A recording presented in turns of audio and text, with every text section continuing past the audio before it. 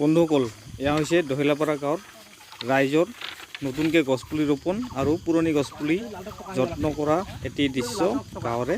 আজি বহাগৰ 10 তাৰিখ, আজি প্ৰথমটো কাৰ্যসূচী।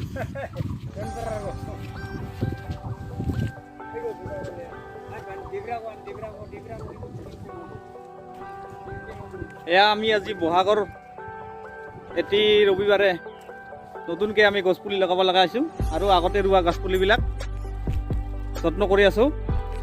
আমাৰ মাজত আছে অতুল পাঠক। অতুল, এইফালে চা, অলপ কিবা কওঁ। এই যে গছপুলি ৰুই আছা, কাৰণটা কি? কাৰণটো হ'ল প্ৰকৃতিৰ যিটো হেৰি মায়াময়, হয়, সেইটোৰ ওপৰতে প্ৰকৃতি থাকিলেহে মানুহ জীয়াই থাকিব। সেইকাৰণে আমি আজি চবৰে লগ লাগি গছপুলিবিলাক ৰুই আছোঁ। আজি এনে কি কি গছপুলি অনা হৈছে?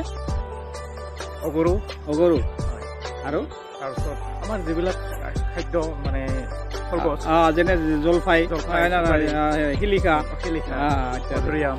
ঠিক আছে, ঠিক আছে, ধন্যবাদ।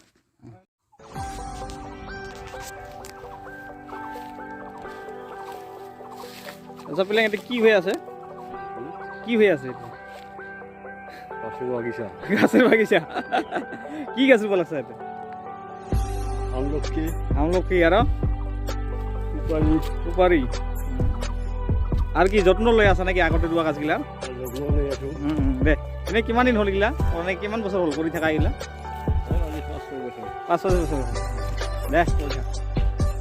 তেতিয়াহ'লে বন্ধুসকল চাওক, এয়া আজি দহলাপাৰা গাঁৱত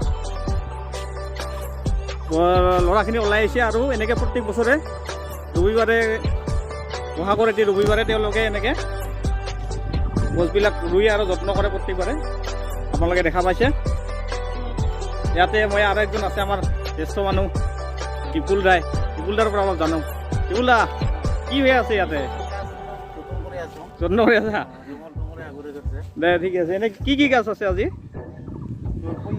তাৰপাছত শিলিখা আছে না? দে দে, ঠিকে আছে। আপোনাৰ কি ঘৰ ওচৰতে নেকি ইয়াতে? দে।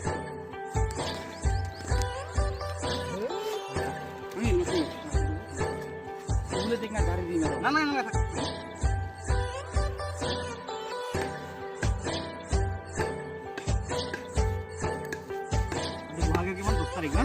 10 তাৰিখ পূজাতে আজি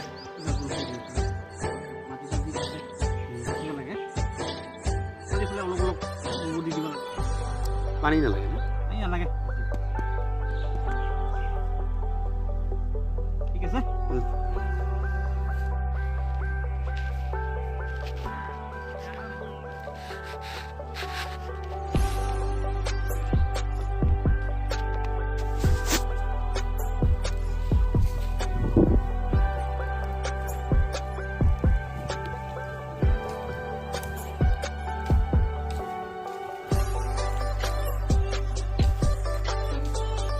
Keep little, fine, eh?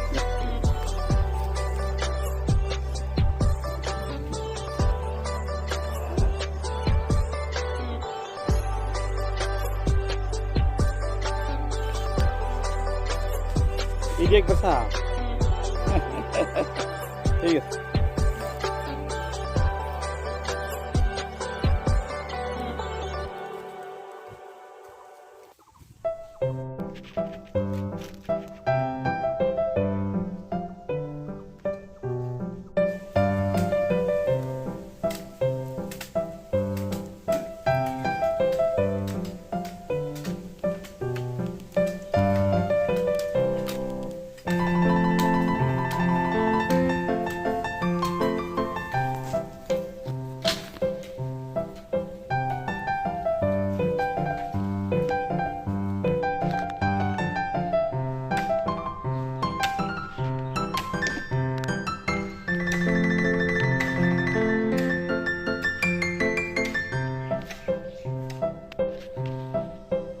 Kecil guys.